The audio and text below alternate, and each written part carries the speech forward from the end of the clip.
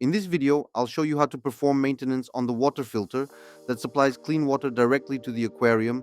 You'll only need the wrench that comes with the filter, which is inexpensive and usually included when you purchase it. This is an annual maintenance routine, and I'll be using 30 volume hydrogen peroxide, which is an excellent disinfectant for aquariums because it leaves no residue and is highly effective. This way, I can safely use tap water to fill the aquarium, but this maintenance should be done every 8 to 12 months. These filters are human grade. This filter uses a garden hose, and I've seen reels with up to 200 meters, making the aquarium's location relative to the water source completely irrelevant. First, I need to unscrew the filter housings to remove the cartridges. This step is quite simple but requires a firm grip and the right tool, which is usually included with the filter. It's important to mention that this filtration system is directly connected to my tap, meaning that every drop of water entering the aquarium passes through it, ensuring better quality and safety for the fish.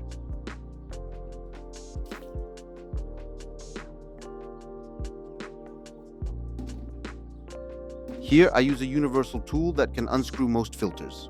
It's inexpensive and can be found in any hardware store.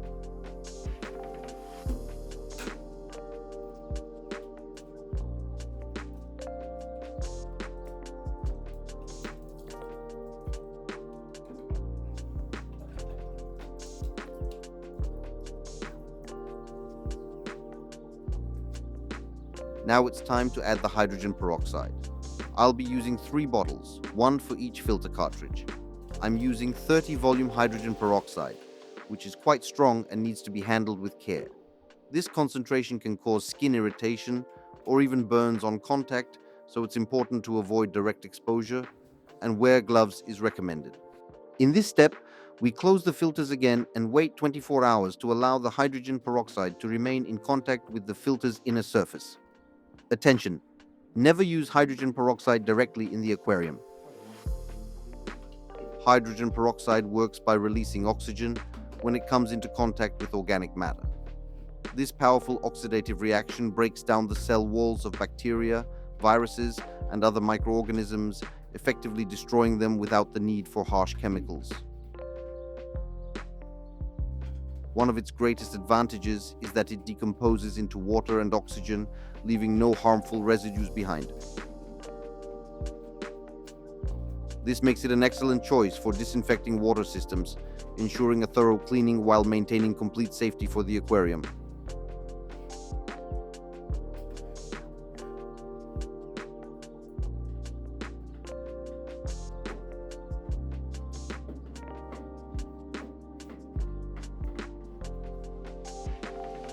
Now it's time to fill the entire filter circuit with water that will have a high concentration of hydrogen peroxide.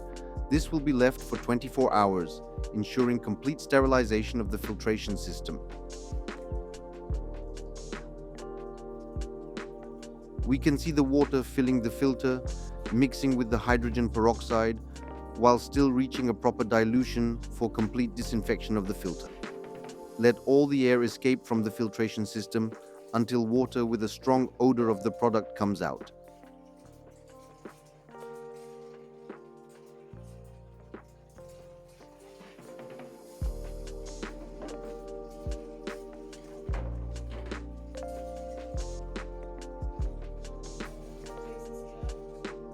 Here we can see it in action, destroying a small colony of bacteria that had formed on the surface of the filter.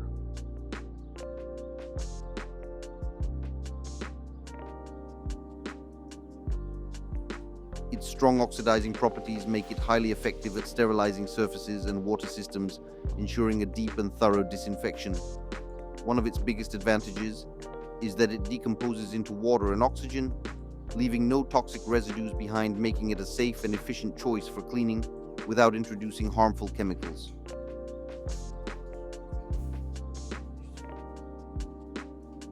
Now it's time to wait for 24 hours. Tomorrow we'll return to complete the maintenance.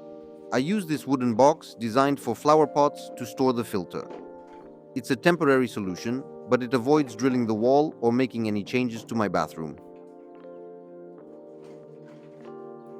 24 hours have passed. It's time to thoroughly rinse the filter. removing as much hydrogen peroxide as possible, and install new cartridges in the filter.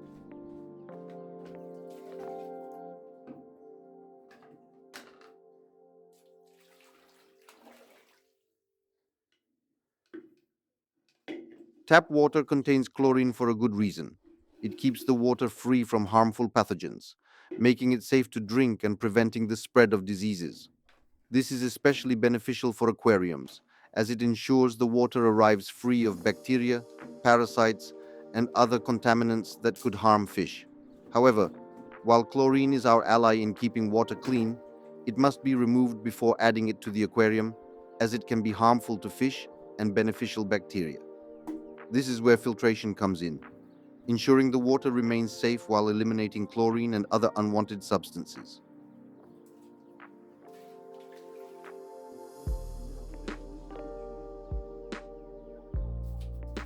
With a small brush, I like to remove any residue that may have remained in the filter.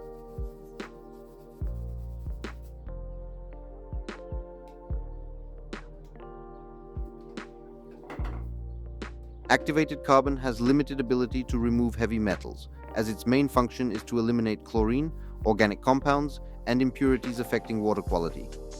Because of this, using a water conditioner can still be a reasonable option, as many contain chelating agents that neutralize heavy metals. However, thanks to the filtration system, the required amount of conditioner is significantly reduced, ensuring safer water for the aquarium with minimal additives.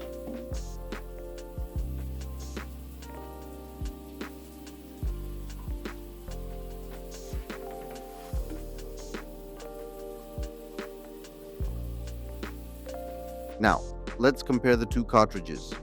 In this case, the particle filter doesn't show much contamination. Most of the residue is likely rust from the old pipes. None of these particles are welcome in any aquarium. This filter uses a 20 micron particle filter and 2 activated carbon cartridges. It's the activated carbon that removes chlorine from the water. Now it's time to replace the cartridges, both the activated carbon and the particle filter. These filters work by forcing water through them, so it's important to ensure the cartridges are properly seated. These filters leave no room for error. It's impossible to close them if the cartridge isn't correctly in place.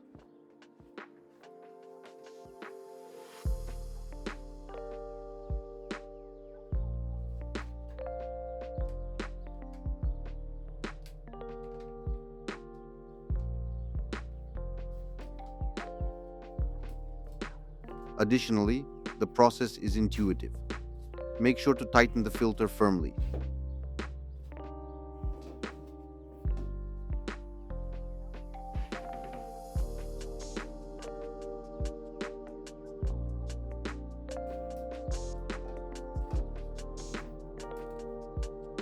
Activated carbon is produced by heating organic materials such as wood, coconut shells, or coal at high temperatures in a controlled environment without oxygen. This process, called activation, creates a highly porous structure, dramatically increasing its surface area. When water passes through activated carbon, chlorine molecules are trapped through a process called adsorption, where they adhere to the vast network of microscopic pores.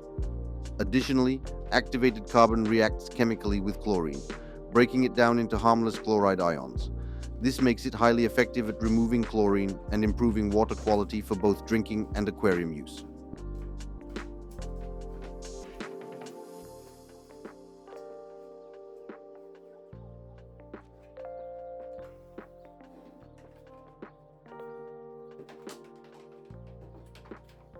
Once everything is secured, turn the water back on, and you'll have perfectly filtered water for the aquarium using a 30-meter hose. If the filter has been idle for more than 3 days, it's recommended to let the water run for at least 3 minutes before adding it to the aquarium, to flush out any stagnant water inside the filter. This is also a great opportunity to water the houseplants. This way, changing aquarium water or topping up for evaporation becomes a much simpler and safer task, without any water spills on the floor.